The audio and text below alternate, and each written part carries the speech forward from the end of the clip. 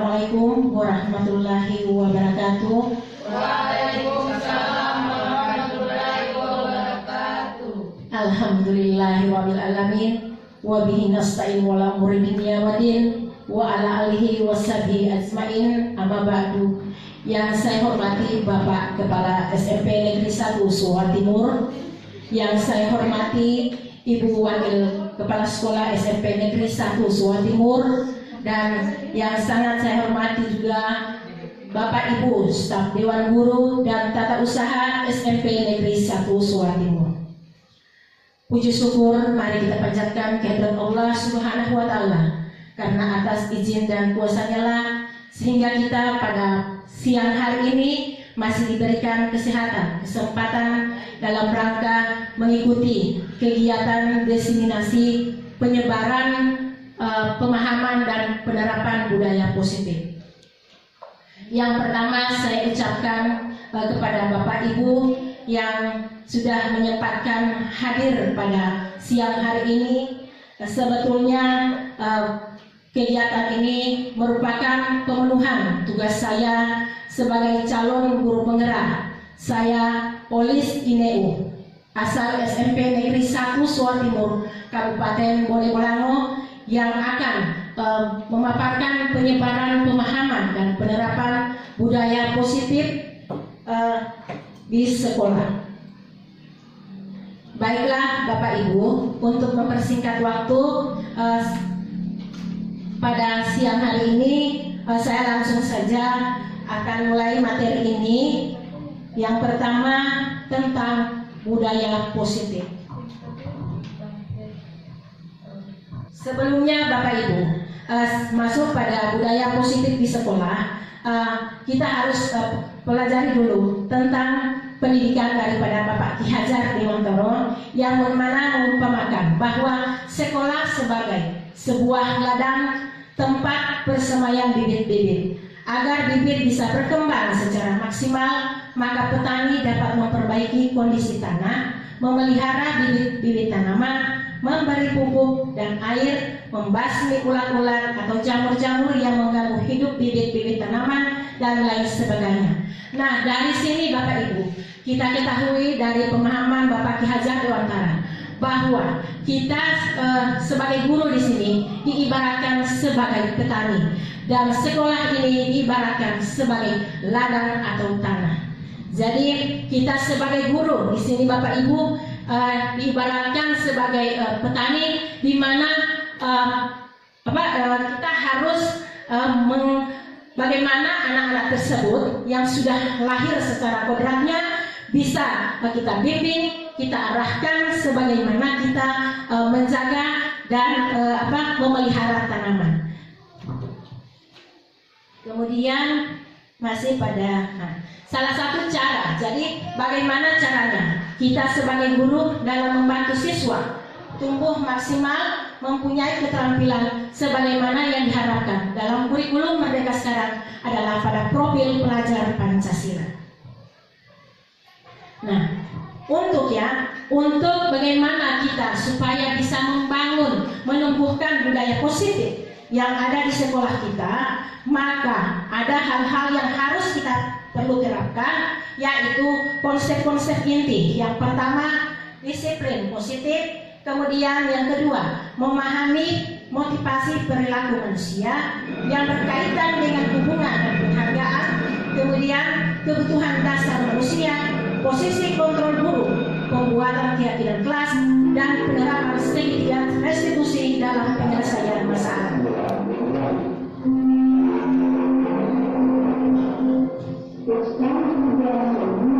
Mulai dari disiplin positif.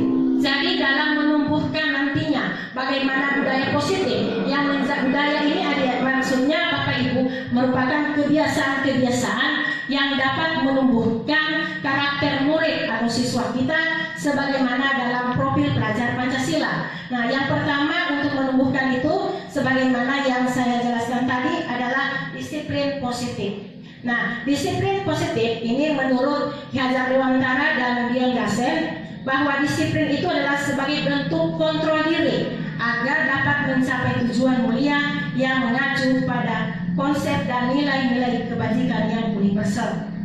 Kemudian disiplin diri mempelajari bagaimana cara kita mengontrol diri dan bagaimana menguasai diri untuk memilih tindakan yang mengacu pada nilai-nilai yang kita hargai.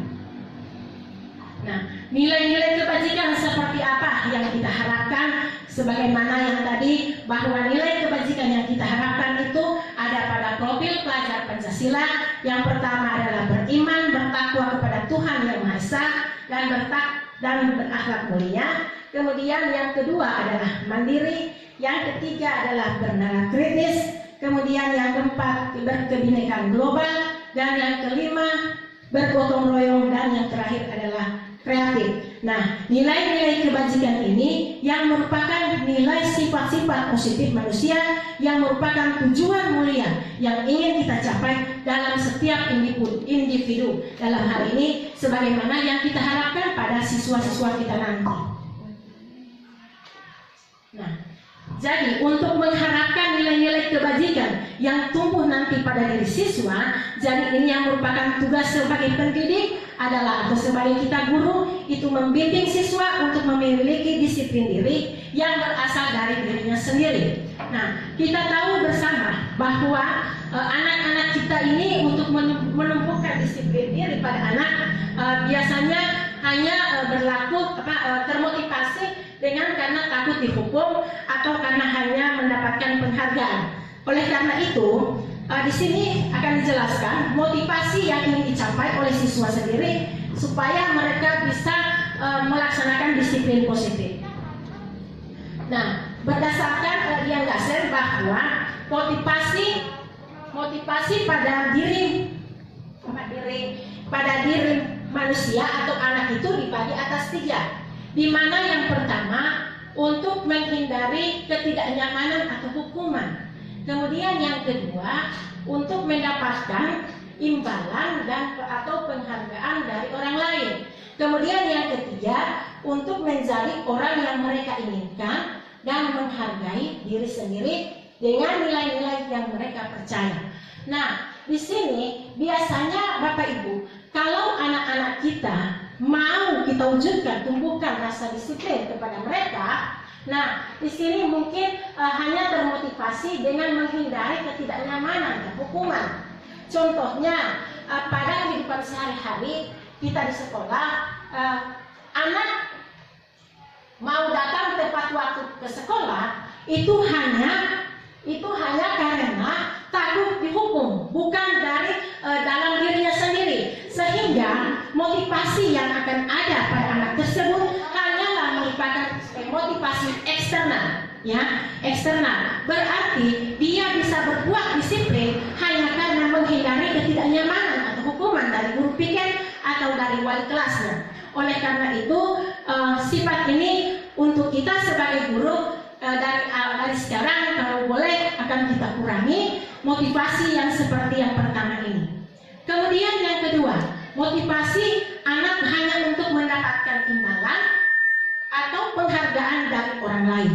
Nah, biasanya contoh anak bisa disiplin, bisa menumbuhkan rasa disiplinnya, tetapi anak tersebut hanyalah ingin mendapatkan penghargaan atau dari pujian dari Bapak Ibu semua. Contohnya pada diri saya sendiri, anak-anak bisa mau mengerjakan tugas atau anak-anak mau melaksanakan piket hanya karena ingin mendapatkan pujian dari perwalian atau dari guru piket. Sedang pada saat itu guru piket tidak berada di tempat atau kurang monitoring dari guru wali kelasnya, maka motivasi itu tidak ada lagi. Sehingga motivasi yang kedua ini dikatakan motivasi hanyalah bersifat eksternal karena hanya bukan dari dalam dirinya sendiri. Yang ketiga, untuk menjadi orang yang mereka inginkan dan menghargai diri sendiri dengan nilai-nilai yang mereka percaya. Nah, di sini Bapak Ibu, inilah yang akan kita harapkan nanti kita sebagai pendidik bisa menumbuhkan motivasi ini kepada anak didik kita. Karena anak itu bisa bekerja atau disiplin itu ada dari dirinya sendiri, yang dikatakan disiplin yang bersifat intrinsik atau internal. Tanpa melihat siapa gurunya tanpa takut dengan adanya hukuman atau karena berangan-angan mendapatkan pujian. Nah, contohnya misalnya seorang anak bisa bertugas pada bisa melaksanakan tugas kebersihan di kelas. Misalnya kalau anak tersebut tanpa ada guru piket, tetapi motivasi yang lahir dalam dirinya ada rasa tanggung jawab, atau yang kedua dia ingin memperlihatkan kepada teman sekelasnya bahwa dia merupakan siswa sebagai teladan bagi teman-temannya, sehingga yang ada dalam dirinya itu merupakan motivasi yang internal. Kemudian yang kedua, dia merasa tanggung jawab bahwa anak tersebut yakin bahwa hari ini petugas sebagai tugasnya dan dia harus mengerjakan tugas yang merupakan tanggung jawab yang diberikan wali kelasnya. Nah, kemudian contoh juga untuk saya sebagai guru, diusahakan akan berupaya nanti saya sebagai guru sendiri akan berusaha untuk melakukan seluruh tanggung jawab maupun tugas yang diberikan pimpinan kepada saya, berusaha untuk masuk pada motivasi yang ketiga, di mana saya berusaha untuk datang tepat waktu atau mengajar sesuai dengan jam pelajaran, karena ada unsur bahwa saya ingin menjadi teladan bagi murid-murid saya, dan saya juga akan melaksanakan sebagaimana tanggung jawab sebagai profesi saya sebagai pendidik.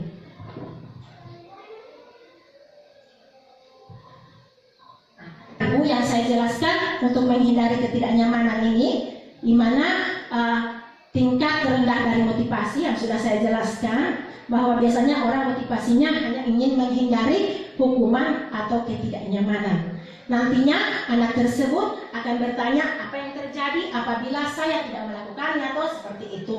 Sebenarnya mereka sedang menghindari permasalahan, tetapi mereka datang itu tepat waktu atau disiplin hanya karena masuk pada motivasi intrinsik. Nah, ini hanyalah merupakan penjelasan yang sudah saya jelaskan tadi. Yang ini mendapatkan imbalan atau penghargaan. Ini orang akan dengan motivasi ini, apa yang akan saya dapatkan apabila saya melakukannya, seperti itu.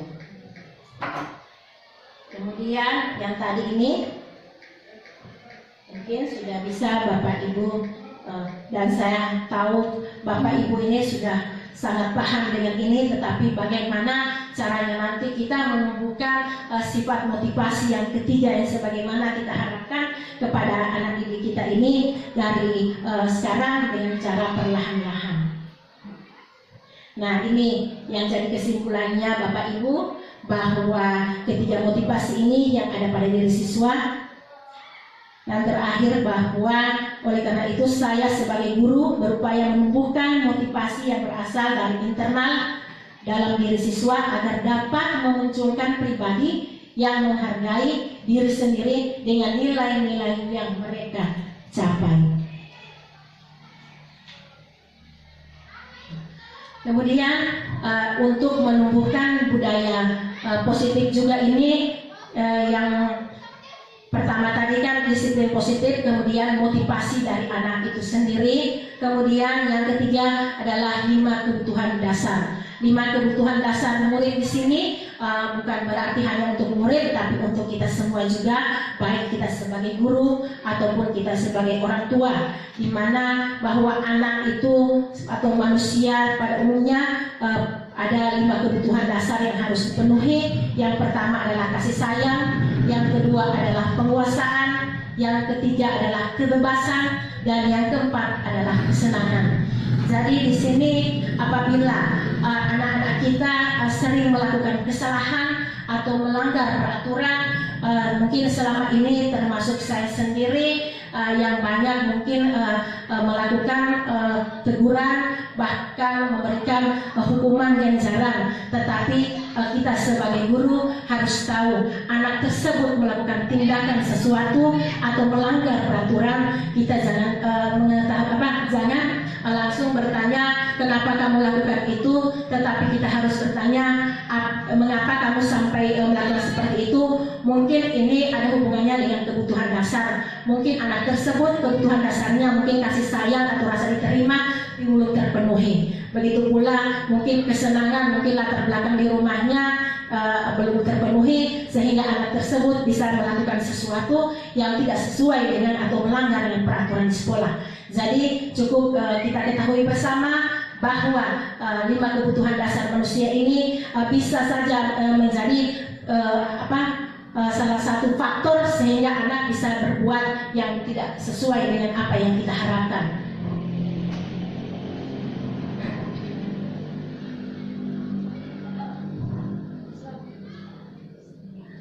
Nah, yang berikutnya adalah posisi kontrol guru. Nah, di sini ada hubungannya dengan yang saya jelaskan tadi pada 5 kebutuhan dasar. Nah, posisi kontrol seorang guru. Nah, yang pertama adalah penghukum. Nah, di sini termasuk saya sendiri selalu mengutamakan posisi kontrol ini sebagai saya sebagai guru posisi saya sebagai guru itu hanyalah sebagai penghukum. Nah, posisi sebagai kontrol sebagai seorang guru penghukum, contohnya saya selalu apabila pada seharinya siswa lebih banyak terlambat, pasti saya memberikan hukuman seperti mencabut rumput. Nah, bagi saya bahwa posisi yang saya lakukan, kontrol yang saya lakukan sebagai pendidik itu sudah benar. Karena dalam pikiran saya, apabila saya memberikan hukuman, anak tersebut besok tidak akan mengulangi lagi pelanggaran yang dia lakukan karena dia sudah dihukum. Ternyata Bapak Ibu, bahwa posisi kontrol yang saya gunakan sebagai penghukum itu hanyalah membuat siswa atau murid menjadi dendam atau dengki, benci kepada saya. Sehingga posisi kontrol yang paling rendah ini menurut Bapak Ki Hajar Dewantara, kalau boleh untuk kita semua, khususnya diri saya sendiri, mulai dihilangkan. Ya, jadi ini menurut saya posisi kontrol penghukum itu contohnya siswa yang tidak mengerjakan tugas berdiri di depan. Ya, berdiri di depan karena tidak melaksanakan tugas. Yang tidak pakai topi dan jas, berdiri menghadap bendera, kemudian hormat bendera. Itu merupakan posisi kontrol seorang guru, hanyalah sebagai penghukum. Kemudian yang kedua, guru memposisikan dirinya sebagai kontrol, sebagai pembuat rasa bersalah. Nah, di sini juga yang memang banyak kita lakukan, termasuk saya sendiri, karena mungkin pendidikan saya, mungkin pembelajaran masih pada pembelajaran zaman dulu, di mana seorang guru kalau sudah memberikan hukuman berarti merupakan di ujung cambuk guru disitulah ada emas. Berarti untuk sekarang tidak bisa digunakan lagi seperti itu.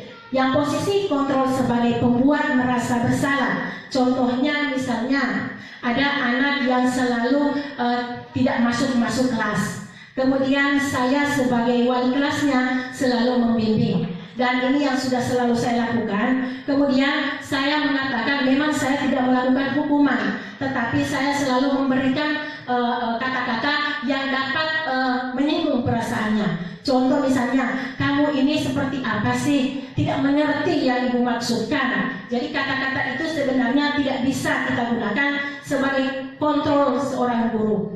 Misalnya, kamu ini bagaimana tanggapannya Bapak Kepala Sekolah? Seakan-akan Kepala Sekolah melihat bahwa saya tidak memperhatikan kamu. Jadi Bapak Ibu, posisi kontrol seperti ini membuat pembuat merasa bersalah ini kalau boleh mulai dihilangkan. Karena nantinya di sini siswa merasa jengkel atau merasa seakan-akan dia itu membuat gurunya kecewa. Itu yang tidak bisa. Dan ini sudah banyak saya lakukan. Bagaimana kamu ini? Nantinya kepala sekolah menganggap ibu ini tidak perhatian sama kamu. Coba kamu dengar dulu. Nah, itu tidak boleh lagi Bapak Ibu. Kemudian yang ketiga adalah posisi kontrol sebagai teman. Nah, di sini teman.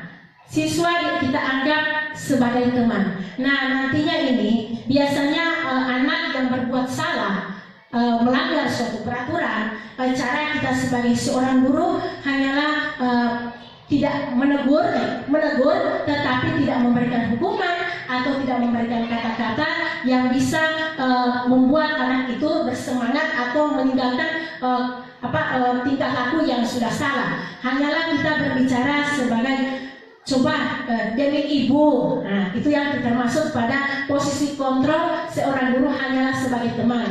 Nah, ini kalau kita lakukan, apalagi kita lakukan kepada saya sebagai perempuan, kemudian yang saya katakan seperti itu adalah laki-laki yang sebagaimana kita ketahui dia adalah normal.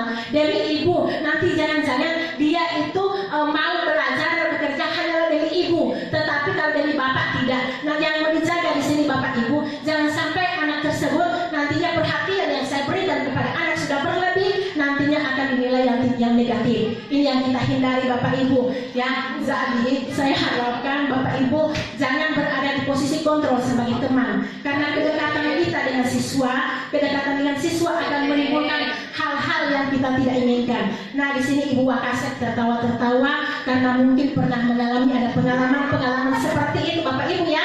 Nah, jadi jangan memposisikan, apalagi yang sebagai Ibu Indri yang masih muda, Ibu Nurlia, jangan memposisikan diri sebagai teman, karena di sini nantinya anak-anak itu tertarik. Biasanya anak-anak kenapa Ibu Lia?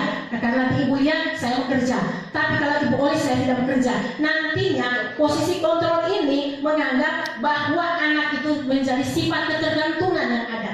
Dia menerapkan disiplin hanya ketergantungan hanya pada satu ibu tertentu. Karena makanya hindari kata-kata dengar kamari ibu, demi ibu kamu lakukan semua ini, tidak boleh seperti itu, karena akan menimbulkan hal-hal yang kita tidak inginkan. Nah, iya, ya itulah seperti yang Ibu Wakasek katakan bahwa itu akan mempengaruhi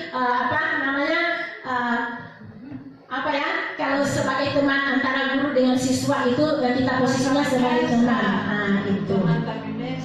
Oh ya, menurut Ibu Aten seperti itu Bapak Ibu ya. Oke.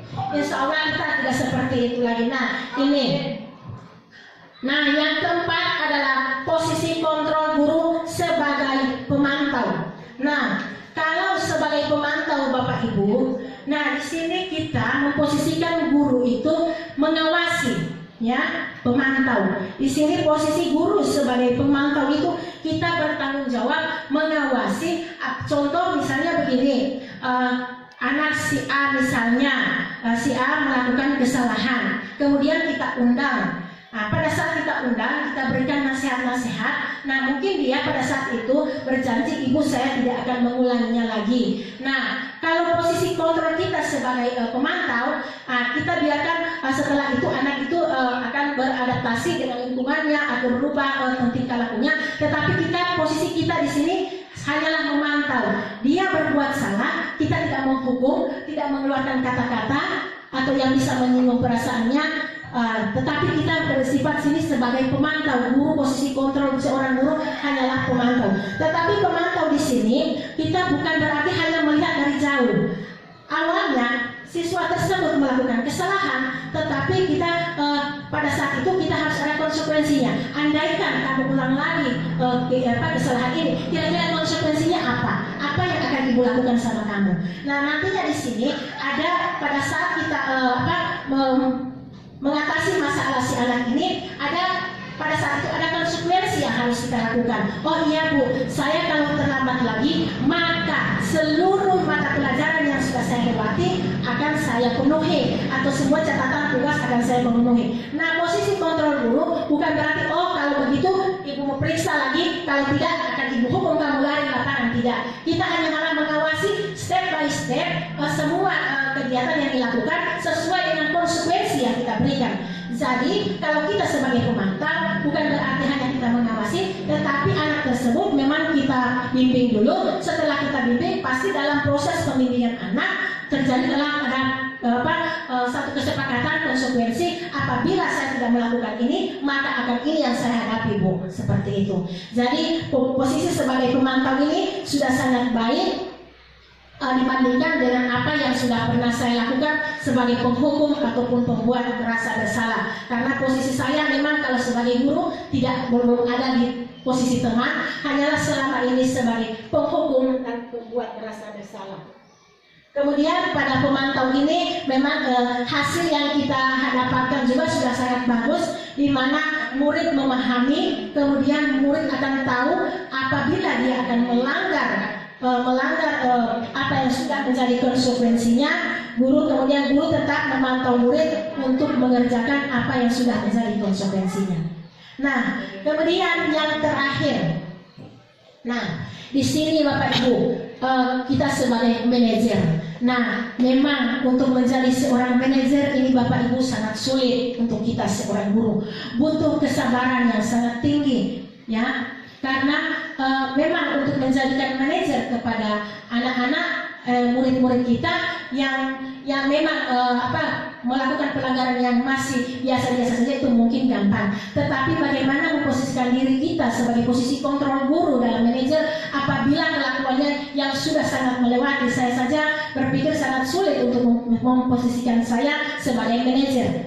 Di mana posisi dikatakan sebagai manajer ini, guru berbuat sesuatu bersama dengan murid. Artinya, contoh di sini yang pernah saya dapati, ada 2 orang anak yang berkelahi sehingga kemejanya ini kancingnya copot. Nah, kemudian jelas yang merasa korban ini merasa bajunya karena kancingnya sudah terlepas, makanya dia menuntut. Nah, posisi kita sebagai guru, bagaimanakah posisi kita sebagai guru di sini manajer? Kalau kita penghukum, paling itu bagaimana mungkin sudah dipukul atau apa. Nah, di sini kita akan menyelesaikan masalah sebagai manajer. Nah, kita panggil 2 anak ini, kemudian kita tanyakan dulu masalahnya dengan baik-baik. Ya, apa penyebabnya sampai kamu tarik ke mejanya, misalnya si B sampai terlepas kancingnya. Nah, di sini setelah dia menjawab apa keterangan-keterangan yang diberikan, posisi guru di sini harus kita mengatakan, nah, kalau kemejanya di situ sudah rusak, berarti kita sini butuh kesabaran. Bagaimana seorang guru sudah emosi, kemejanya sudah terlepas kancingnya masih bisa berbuat seperti itu. Tapi kita harus berusaha Bapak Ibu, kita harus berusaha jadi seperti ini. Insya Allah kita semua akan diberikan kesabaran seperti ini. Lanjut Bapak Ibu. Misalnya, oh berarti kamu sangat marah. Nah, marah itu kamu emosi karena kamu diperlakukan seperti itu. Iya Bu. Nah, kalau begitu ibu juga seperti kamu. Yang kamu lakukan itu manusiawi.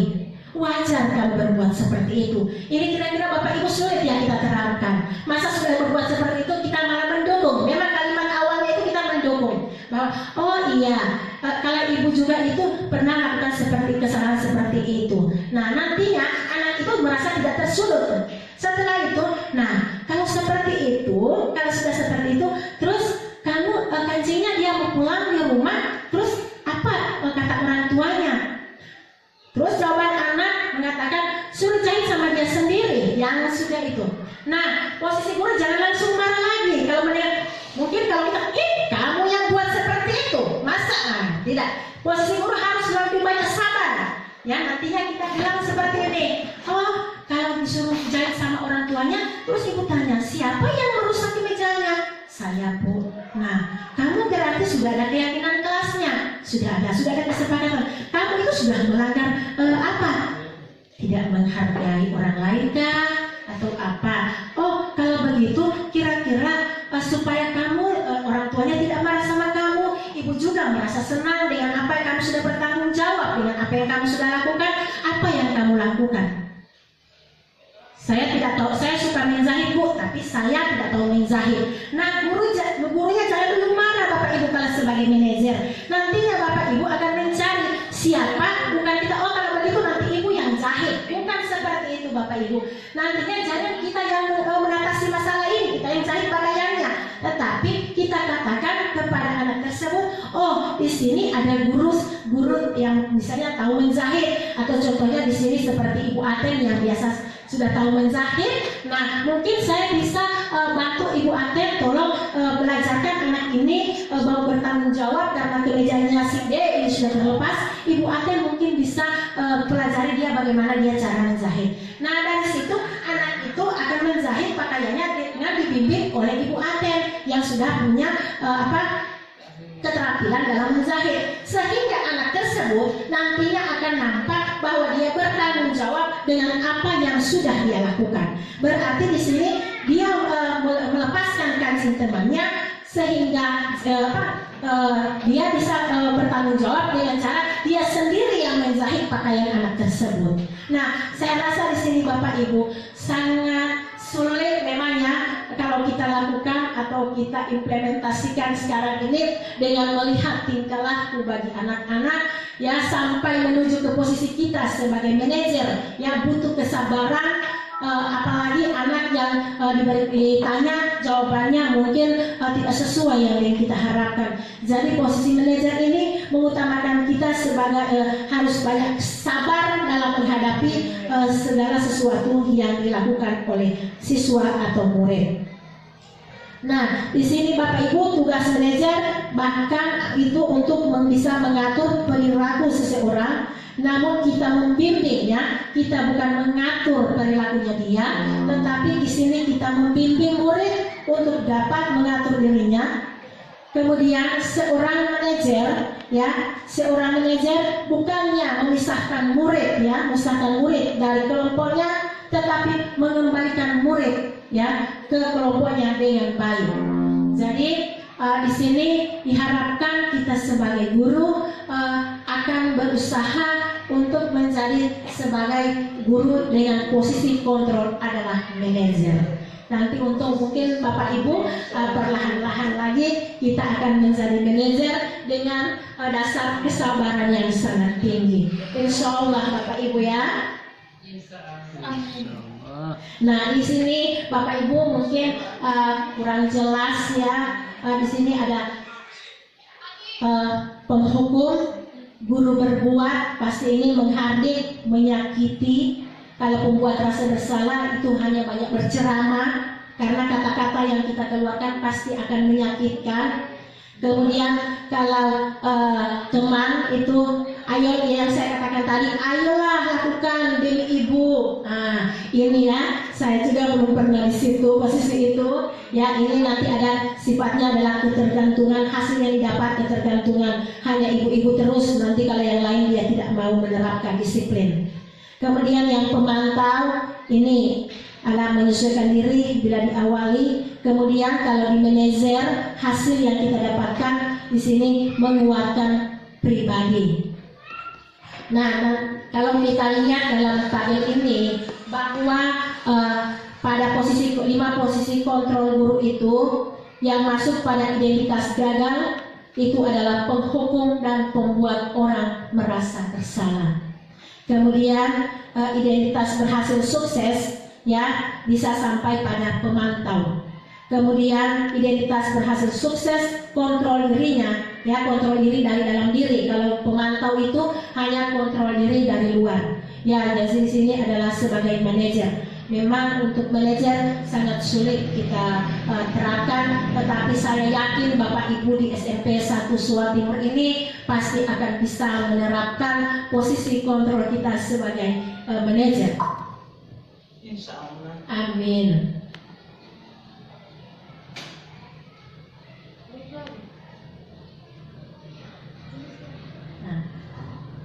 Di sini Bapak Ibu dari tadi saya hanya banyak memberikan seperti ceramah dari Bapak dari saya. Nah, di sini Bapak Ibu, di sini kita lihat ada pernyataan.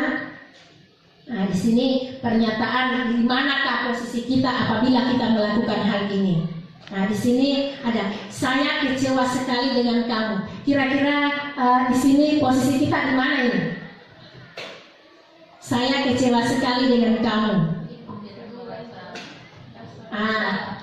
Ya, berarti yang di posisi kontrol kedua, di mana pembuat rasa bersalah. Oke, ya. Kemudian di sini kamu tidak pernah benar melakukannya. Seakan-akan kita mengatakan seperti itu. Berarti posisi kontrol kita berada di mana?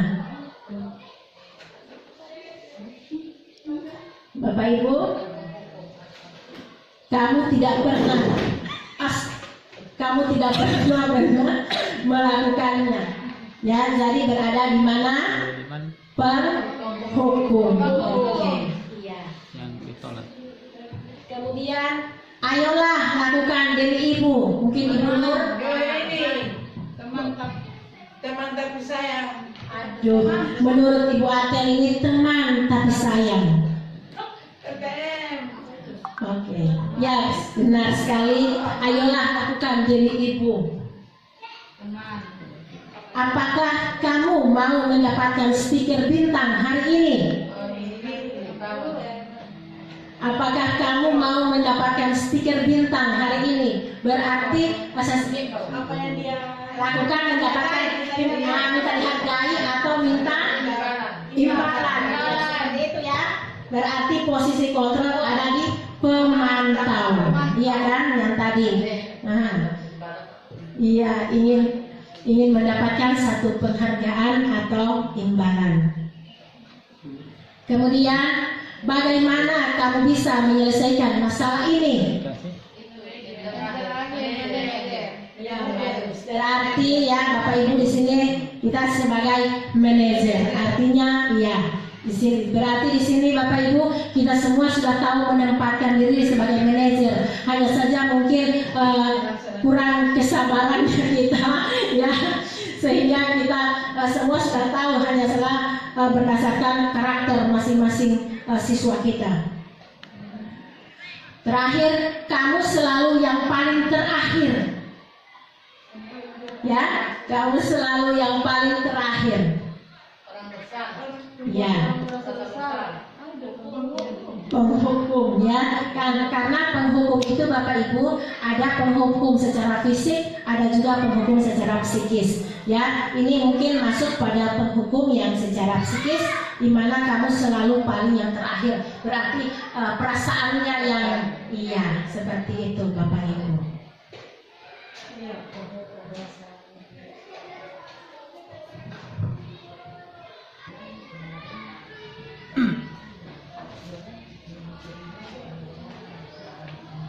Baiklah Bapak Ibu, di sini yang terakhir jadi kesimpulan kita posisi kontrol seorang guru. Di antara kelima posisi kontrol seorang guru, sebaiknya kita menggunakan posisi kontrol manajer, di mana kelebihannya guru berbuat sesuatu bersama dengan murid, mempersilahkan murid mempertanggungjawabkan perilakunya, mendukung murid agar dapat menemukan solusi atau permasalahannya sendiri. Yang kedua, posisi sebagai manajer mengacu pada restitusi yang dapat menjadikan murid menjadi seorang manajer bagi dirinya sendiri maupun untuk kebutuhan orang lain. Yang ketiga, posisi manajer murid menjadi pribadi yang mandiri, merdeka, dan bertanggung jawab atas segala perilaku dan sikapnya yang pada akhirnya dapat menciptakan lingkungan yang positif dan nyaman. Jadi ini kelebihan dan apa yang kita harapkan menjadi posisi manajer.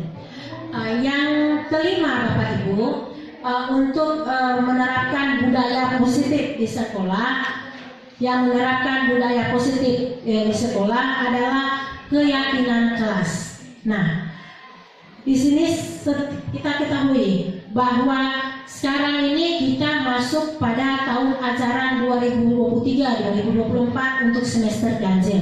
Nah, pada awal tahun ini alangkah baiknya kita sebagai guru membuat keyakinan kelas yang ada di setiap kelas, sehingga bisa dapat hal ini yang kita lakukan supaya bisa menerapkan sebagaimana budaya positif yang ada di sekolah yang kita harapkan. Nah, di sini yang dikatakan keyakinan kelas itu adalah perilaku warga kelas menjadi sebuah kebiasaan yang akhirnya membentuk sebuah budaya positif. Dalam mewujudkan perilaku warga sekolah memiliki budaya positif itu dengan cara yang salah satunya adalah keyakinan kelas. Nah, keyakinan kelas ini itu merupakan nilai-nilai kebajikan universal yang disepakati secara tersurat lepas dari latar belakang suku, bangsa, negara atau agama. Nah, yang dimaksudkan di sini sebagai keyakinan kelas Bapak Ibu, awalnya kita masuk ke kelas sebelum memulai pembelajaran dari bab pertama. Jadi alangkah bagusnya kita membuat keyakinan kelas. Nah, apa bedanya antara keyakinan kelas dengan peraturan kelas atau peraturan yang ada di sekolah? Nah, perbedaannya hanyalah pada kesepakatan. Misalnya begini, kalau peraturan berarti seluruh tata tertib atau aturan-aturan yang diterapkan di sekolah yang harus dipatuhi oleh seluruh warga sekolah. Nah, bedanya dengan keyakinan kelas, berarti kalau keyakinan kelas aturan yang diterapkan, tetapi aturan tersebut dibuat berdasarkan kesepakatan antara murid dengan guru. Nah, yang inilah sehingga ada perbedaan antara peraturan dengan keyakinan. Nah, kalau yang kita lakukan sekarang ini adalah mematuhi segala peraturan yang ada di sekolah, peraturan tata tertib yang ada di sekolah. Nah, di sini supaya lebih meningkatkan budaya positif yang ada di sekolah, alangkah bagusnya kita membuat namanya keyakinan. Nah, di sini Bapak Ibu, saya sudah mencoba melakukan keyakinan kelas untuk kelas 8A. Ya, di sini saya mencoba dalam membuat keyakinan kelas ini, berarti kalau peraturan, apabila peraturan tersebut dilanggar atau tidak dipatuhi, maka pasti ada hukumannya. Nah, berbeda dengan keyakinan kelas. Kalau keyakinan kelas, apabila dilanggar, tidak dipatuhi, hanyalah konsekuensinya. Jadi perbedaannya, kalau pada peraturan itu adalah hukuman, tetapi kalau pada keyakinan kelas hanyalah konsekuensinya. Contoh misalnya seperti ini Bapak Ibu, saya terapkan di kelas 8A, berhubung kelas 8A adalah wali kelas saya. Sebelum saya masuk kepada pertemuan awal, saya membuat keyakinan kelas. Keyakinan kelas itu saya buat dengan tujuan kita minta peraturan dari aturan-aturan dari murid. Contoh yang saya lakukan, awal masuk adik-adik sudah tahu yang namanya aturan, ya pasti mereka semua menjawab sudah tahu dengan aturan. Nah, kalau keyakinan tahu tidak tahu Bu. Nah, di sini kita akan menciptakan suatu keyakinan. Nah, insya Allah apa yang kita terapkan ini akan berdampak hasil yang baik. Nah, yang saya lakukan itu masing-masing dijelaskan dulu apa itu keyakinan. Nah, keyakinan ini adik-adik adalah suatu aturan yang harus kita sepakati. Apabila kita langgar, maka ada konsekuensinya. Nah, aturan ini bukan dari saya sendiri, bukan dari satu pihak, beda dengan peraturan. Kalau peraturan itu hanyalah aturan dari satu pihak, tapi kalau namanya keyakinan kelas itu berasal dari dua pihak. Nah, berarti antara murid dengan mesis guru mengatur suatu peraturan dan sama-sama kita sepakati, kemudian kita patuhi. Nah, caranya seperti apa Bapak Ibu? Yang penting kita sudah menjelaskan kepada adik-adik, anak siswa kita bahwa yang bagaimana namanya keyakinan kelas. Nah, kita jelaskan nantinya anak-anak ini akan membuat suatu aturan, tetapi di dalam pembuatan keyakinan kelas ini ada hal-hal yang harus kita ketahui. Yang pertama, keyakinan kelas adalah bersifat lebih abstrak. Kemudian keyakinan kelas dituliskan berupa pernyataan-pernyataan yang universal. Kemudian pernyataan keyakinan kelas senantiasa dibuat dalam bentuk positif. Nah, di sini misalnya contoh, jangan membuang sampah sembarangan. Nah, tidak bisa kita terapkan itu dalam keyakinan, kita tuliskan dalam keyakinan kelas, karena ada kata jangan, berarti di situ adalah kalimat negatif. Haruslah kita arahkan anak-anak jangan membuat keyakinan kelas itu dalam bentuk kalimat positif. Sebaiknya jagalah kebersihan. Berarti di situ adalah kalimat positif, bukan negatif. Sebenarnya sama tujuannya. Jangan membuang sampah sembarangan, kan? sama, hanyalah karena dalam tata cara pembuatan keyakinan kelas, pernyataan keyakinan kelas senantiasa dibuat dalam bentuk positif. Nah, atau misalnya tidak boleh terlambat ke sekolah, jangan tuliskan seperti itu. Datang ke sekolah tepat waktu, seperti itu. Misalnya lagi, jangan membuli, tidak boleh ada kata negatifnya di situ. Berarti tidak bisa. Harus kita buat keyakinan kelas yang dalam bentuk positif. Mungkin saling menghargai, masuk di situ tidak bisa bully teman segala macam. Kemudian keyakinan kelas hendaknya tidak terlalu banyak sehingga mudah diingat dan dipahami.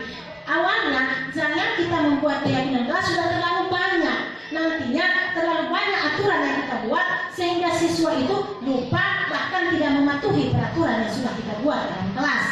Kemudian keyakinan kelas sebaiknya sesuatu yang dapat diterapkan di lingkungan sekolah sesuai kondisinya. Jadi jangan terlalu kita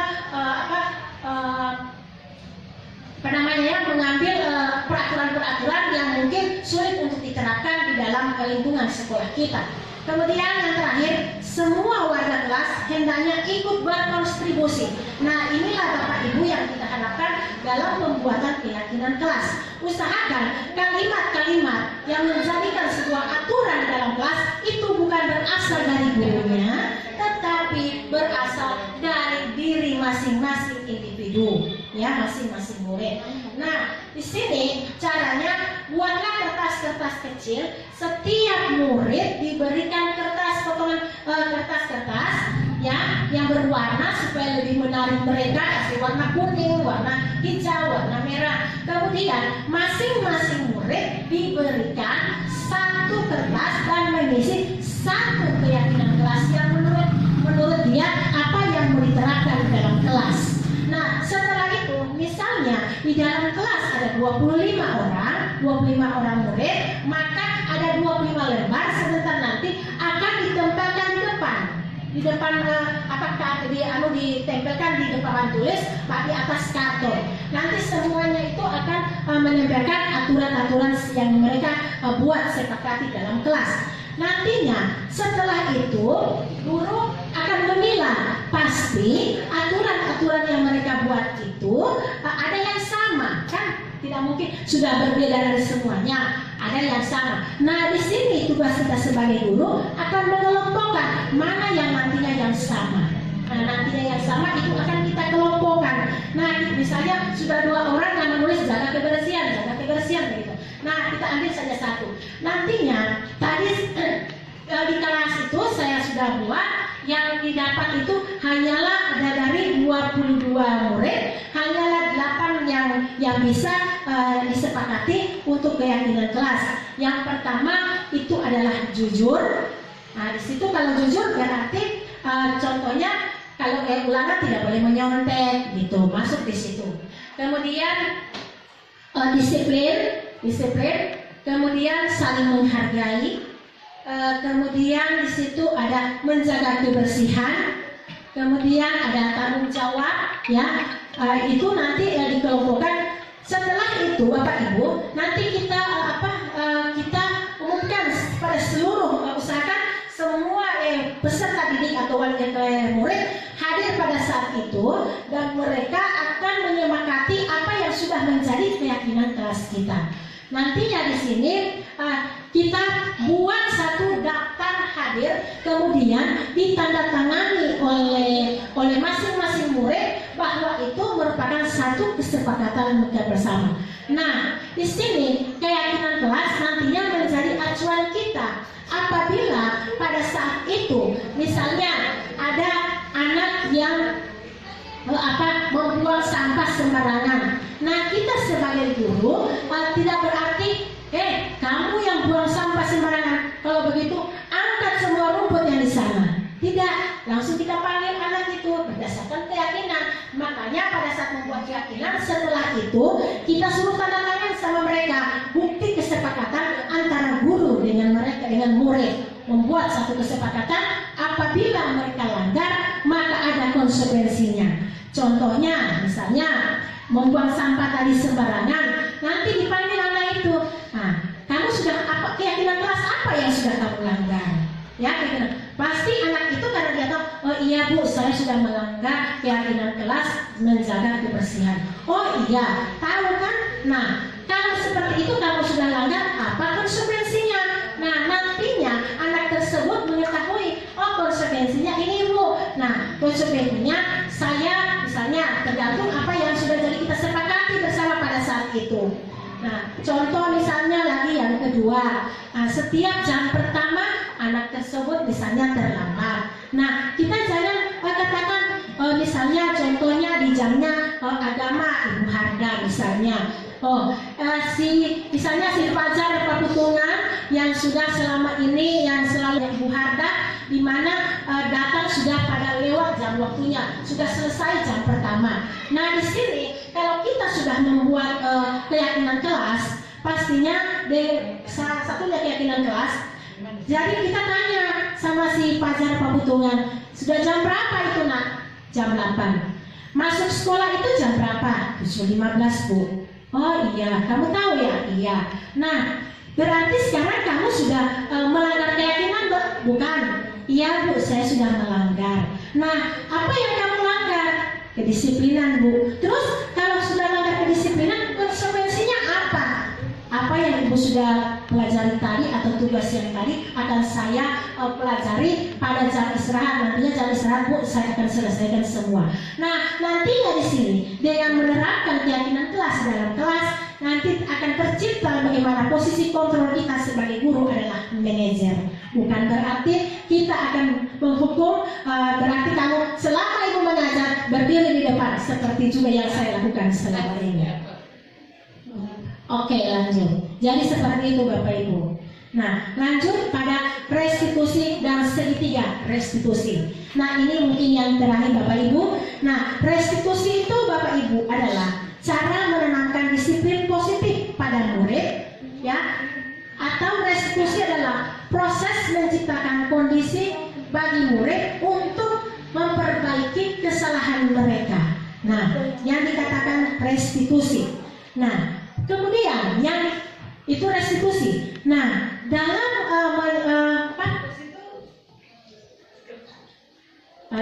pada restitusi ini ada proses kolaboratif yang mengajarkan murid untuk mencari solusi untuk masalah dan membantu murid untuk berpikir dengan orang seperti apa yang mereka inginkan. Nah, dalam restitusi ini Bapak Ibu, ini bagaimana cara kita proses menciptakan kondisi dalam mengatasi anak-anak yang bermasalah, ya. Di sini ada caranya dengan melakukan segitiga restitusi.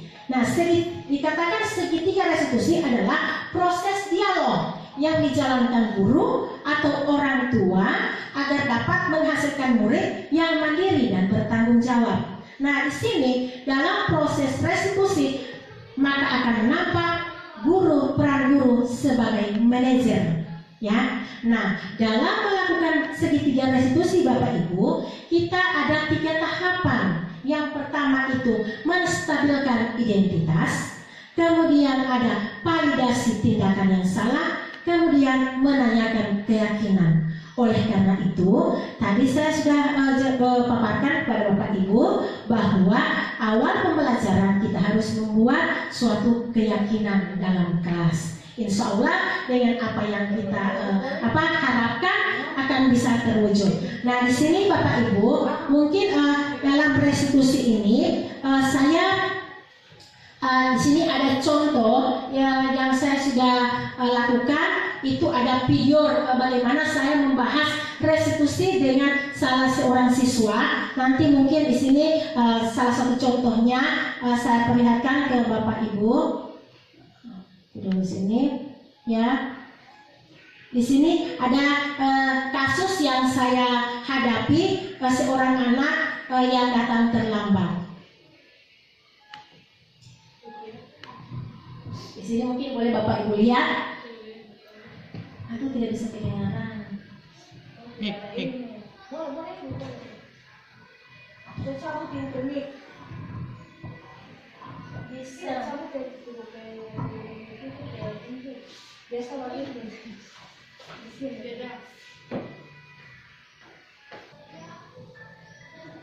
Bapak Ibu, sekarang ada di sini salah satu dialog dengan cara memecahkan masalah dengan menggunakan segitiga restitusi. Jadi di sini kasus yang saya hadapi ini ada 2 kasus. Yang pertama adalah seorang anak yang selalu datang terlambat sehingga pada jam pelajaran yang pertama ketinggalan dengan pelajaran itu. Kemudian yang kedua ada kasus seorang anak yang dituduh oleh teman sekelasnya menggunakan uang Jumat Berkah untuk membeli tas keperluan pribadinya. Jadi ada 2 kasus ini yang saya hadapi dan saya berusaha memecahkan masalah ini dengan menerapkan segitiga restitusi. Mungkin Bapak Ibu bisa lihat bagaimana cara dan dengan menerapkan segitiga restitusi dengan 3 tahapan ya sebagaimana yang ada dalam video ini.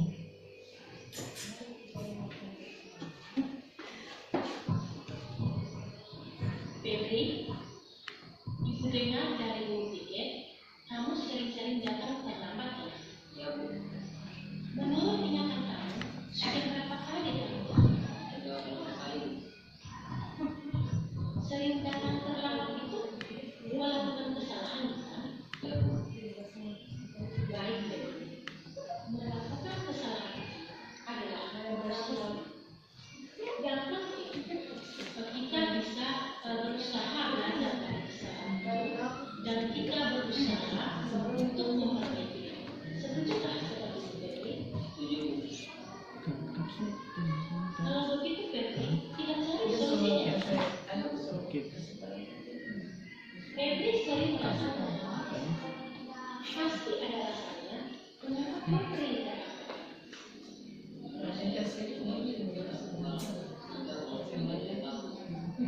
Kamu tahu keyakinan kelas yang sudah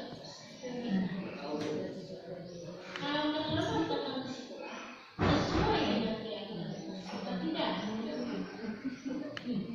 Menurut kamu keyakinan kelas apa yang kamu lakukan? Menurut kamu disiplin itu pentingkah untuk kamu?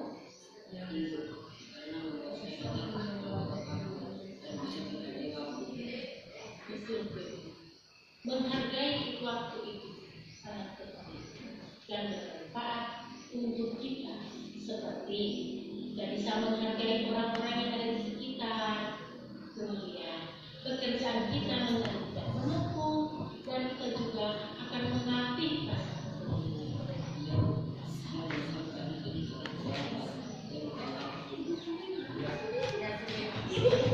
jadi sikap yang sudah baik sudah Febri sudah benar. Menurut kamu, apa yang akan kamu lakukan supaya Febri benar lagi?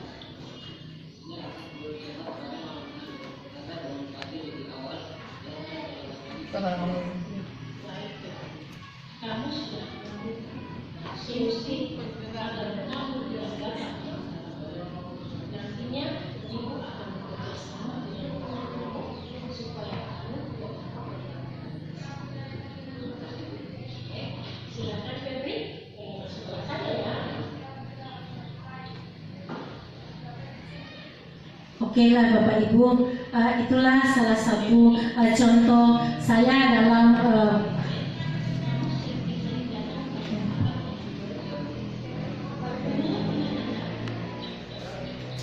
jadi itulah salah satu contoh saya bagaimana mengatasi masalah dari seorang anak yang selalu datang terlambat sehingga pada jam-jam pertama mata pelajaran tidak sempat ikut. Ternyata kita tidak bisa menghukum anak yang terlambat. Kita harus cari tahu apa yang mendasari sampai dia terlambat. Jadi di sini kita sebagai guru harus memposisikan kita sebagai posisi kontrol, di mana anak tersebut kita ketahui bahwa berbuat sesuatu pasti ada. Yang pertama, kebutuhan yang tidak terpenuhi. Kemudian yang kedua, pasti ada sesuatu yang membuat dia dapat melakukan sesuatu yang kita tidak inginkan. Sehingga nantinya pada penerapan kita dalam kehidupan sehari-hari kita bisa mengetahui masalah yang dihadapi sampai membuat anak tersebut tidak datang terlambat ke sekolah. Nah, di sini saya dapati ternyata anak ini selalu terlambat datang ke sekolah karena dia selalu tidur larut malam, hanyalah bermain game atau di rumah, sehingga dia sudah, karena ada keyakinan, kita sudah bentuk keyakinan kelas, maka keyakinan itu akan takut dilanggar, sehingga dia akan berjanji tidak akan mengulanginya lagi, dan sudah sadar bahwa dia sudah melanggar keyakinan yang sudah disepakati bersama. Dan saya sebagai orang tua, sebagai guru harus bagaimana caranya saya harus bekerja sama dengan orang tua untuk mengkoordinasi dengan orang tuanya supaya anak tersebut dipantau di rumah, jangan sampai bisa terlambat lagi. Kemudian ya Sudah memang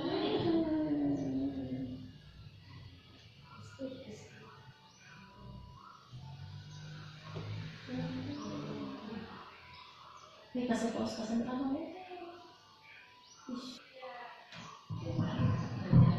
Kemudian Bapak Ibu, ini yang kedua kasus yang saya hadapi, anak yang sering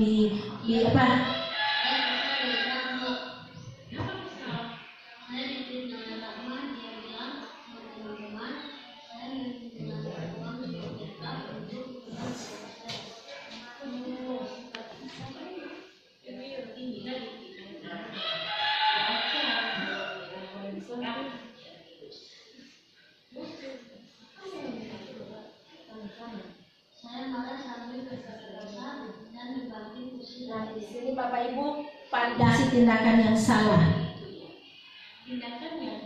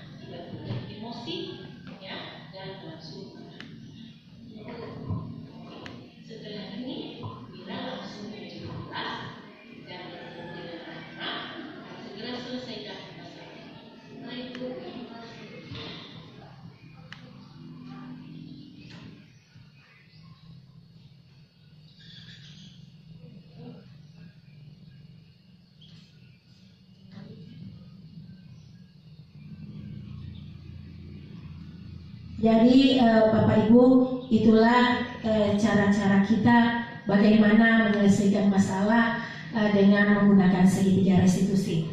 Nah, di sini berarti saya bisa simpulkan dalam menerapkan budaya positif itu dalam sekolah itu memang tidak mudah, tetapi kita harus menanamkan yang pertama adalah disiplin positif, kemudian 3 motivasi perilaku manusia, kemudian bagaimana mengetahui 5 kebutuhan dasar manusia, dan posisi kontrol kita sebagai guru, dan harus menggunakan segitiga restitusi dalam menyelesaikan suatu masalah. Insya Allah dengan pemahaman kita daripada budaya positif ini bisa merubah atau pelan-pelan sehingga apa yang diwujudkan, diharapkan dalam visi sekolah kita akan terwujud.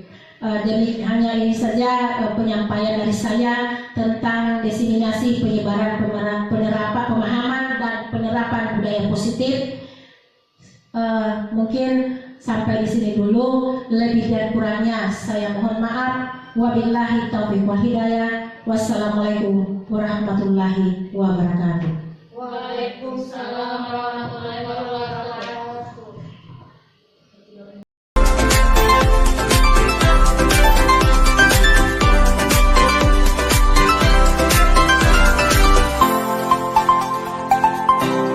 Assalamualaikum warahmatullahi wabarakatuh. Waalaikumsalam warahmatullahi wabarakatuh. Apa kabar adik-adik semua? Baik. Alhamdulillah. Baiklah, pada pagi hari ini sebelum kita mengawali pembelajaran, karena ini merupakan tahun ajaran 2023-2024, sebelum memulai pembelajaran, alangkah bagusnya kita awali hari ini dengan pembentukan keyakinan kelas. Adik-adik sudah tahu dengan namanya keyakinan kelas? Belum. Kalau belum tahu, hari ini akan dijelaskan yang mana bahwa keyakinan kelas itu seperti dengan peraturan. Pernah ada peraturan di sekolah ini? Ya. Kalau ini peraturan, berarti segala sesuatu yang adik-adik harus patuhi apa yang ada dalam aturan di sekolah ini. Nah, perbedaannya dengan keyakinan kelas ini merupakan juga namanya aturan, tetapi aturan yang kita sepakati bersama. Nah, beda dengan peraturan sekolah. Kalau peraturan sekolah itu aturan yang dibuat oleh sekolah dan harus dipatuhi oleh seluruh warga yang ada di sekolah ini.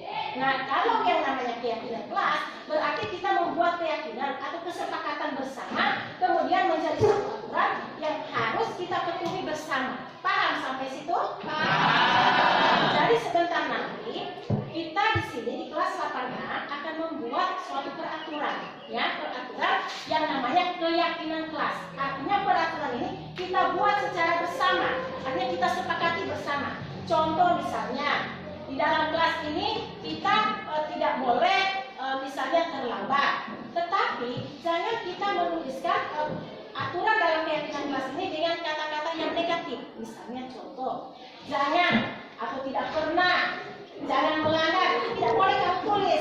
Nah, yang kamu tulis contoh misalnya tidak boleh terlambat, berarti itu katanya negatif, tidak boleh negatif, harus menggunakan kata yang positif. Contoh misalnya datang ke sekolah tepat waktu.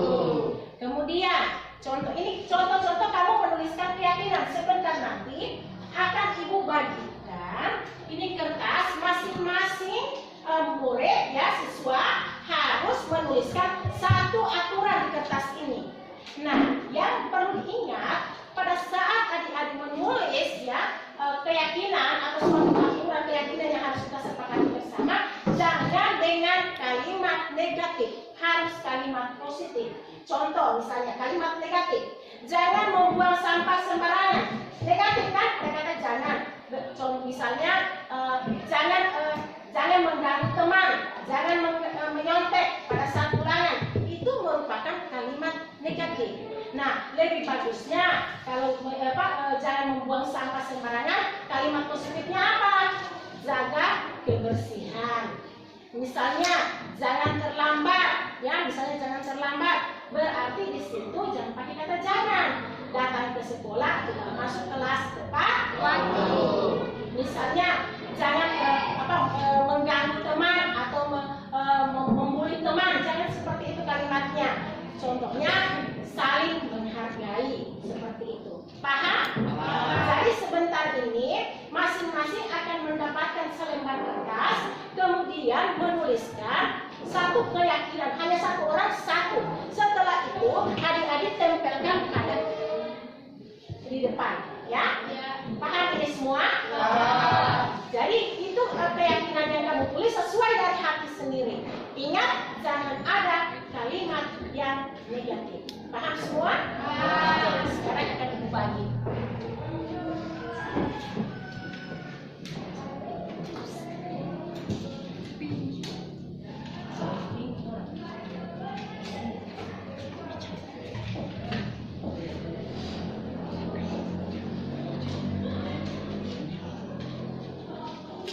Masing-masing di sini ya menuliskan satu keyakinan yang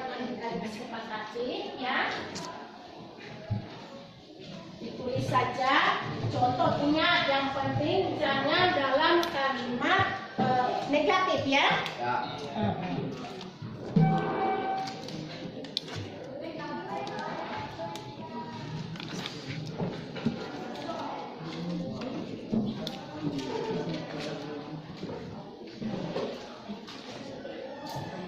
Tulis, usahakan besar sedikit ya supaya bisa dilihat.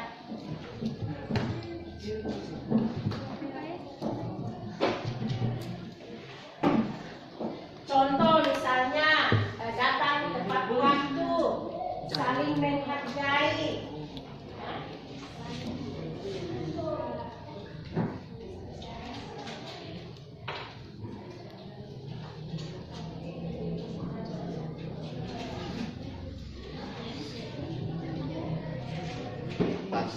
Oke adik-adik, semua sudah menuliskan keyakinan yang ada di kertas masing-masing? Sudah. Kalau sudah, sekarang masing-masing menempelkan apa yang sudah menjadi keyakinan Anda ke depan. Apa ditempelkan di kartu ini ya? Oke, silakan semua ya secara teratur menempelkan apa yang sudah kamu tulis di kertas yang merupakan keyakinan dan akan sebentar nanti menjadi satu kesepakatan kita bersama menjadi keyakinan kelas di 8A. Silakan masing-masing menempelkan. Oke, silakan.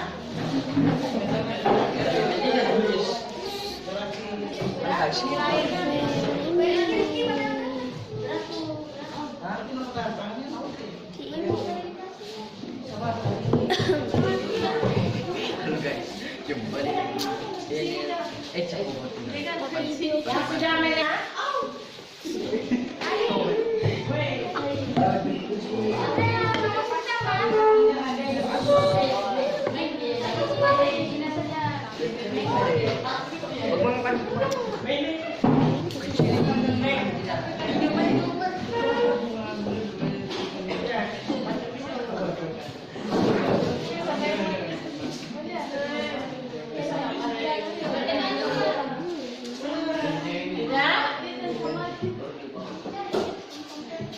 Perhatikan.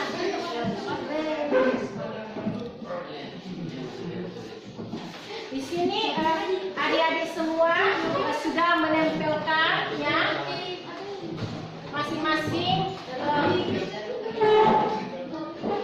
Nanti ibu akan lihat pasti ada yang sama ya. Nanti saya lihat di sini ada yang sama, datang tepat waktu, saling menghargai. Oke.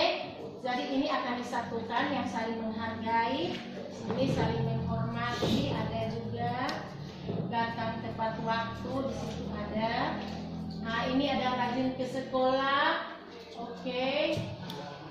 Kemudian ada disiplin, kemudian di sini ada saling berbagi, tanggung jawab. Sini ya. Ada yang sudah sama ya. Nanti kita lihat ada berapa ini yang kita sepakati.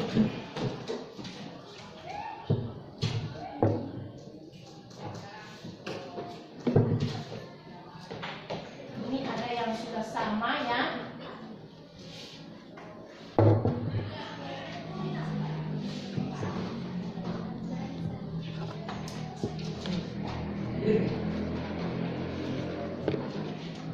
Oke, adik-adik semua di sini saya lihat sudah menuliskan keyakinan kelas yang harus kita sepakati dan itu merupakan aturan yang harus kita patuhi bersama. Karena ini bukan peraturan yang dibuat oleh sekolah, tetapi ini keyakinan yang kita buat secara bersama ya antara saya sebagai guru dan adik-adik sebagai murid atau siswa yang akan kita sepakati. Apabila ya melanggar keyakinan ini pasti ada konsekuensinya ya, karena ini bukan ada hukumannya tetapi ada konsekuensinya. Karena ini bukan peraturan yang ada di sekolah tetapi ini keyakinan kelas yang kita buat untuk kita sepakati bersama. Apabila kita langgar maka harus ada konsekuensinya. Paham semua? Dari yang adik-adik tempelkan Kemudian di sini keyakinan kelas, ini ada sekitar 9 keyakinan kelas yang harus kita patuhi. Ya, saya bacakan di sini. Ini datang tepat waktu, bagus. Ya, di sini datang tepat waktu. Kemudian ada saling menghargai. Ini yang harus kita sepakati ya, dan tidak bisa kita langgar. Apabila kita melanggarnya, maka harus ada konsekuensinya. Kemudian saling menghormati, saling menghargai, rajin datang ke sekolah, menjaga kebersihan, tanggung jawab. Kemudian di sini ada lagi rajin belajar, ya. Ini yang sudah merupakan keyakinan yang sudah kita sepakati di dalam kelas kita. Jadi semua sudah tahu? Ya. Oke. Semua sudah tahu. Nah, karena ini merupakan satu kesepakatan, ya, yang dikatakan sebagai keyakinan kelas, maka kita sepakati bersama harus ada ini ibu suruh tanda tangan masing-masing. Artinya sebagai bukti bahwa adik-adik menyepakati keyakinan atau yang ada sudah kita buat tadi, ya. Berarti semua sudah membuat dan kita sepakati bersama ini aturan toh, ini keyakinan kelas toh. Nah, jadi ini yang harus kita sepakati bersama. Dan untuk bukti adik-adik dengan saya sebagai guru dan adik-adik sebagai siswa sudah membuat keyakinan kelas ini akan dibuktikan dengan daftar hadir dan tanda tangan. Saya tinggal satu-satu ke depan untuk menandatangani. Mulai dari sini, silakan.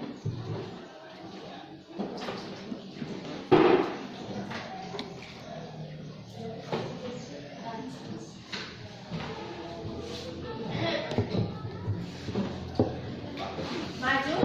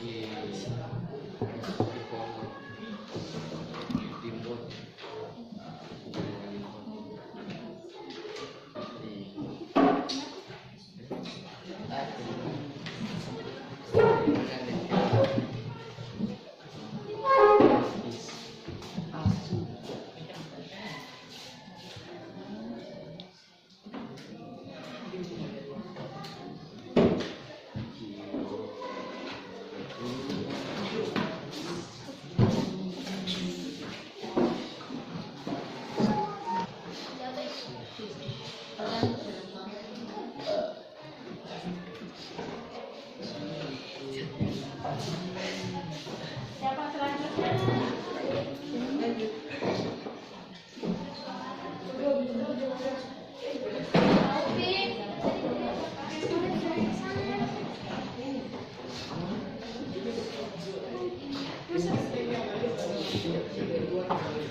Selanjutnya,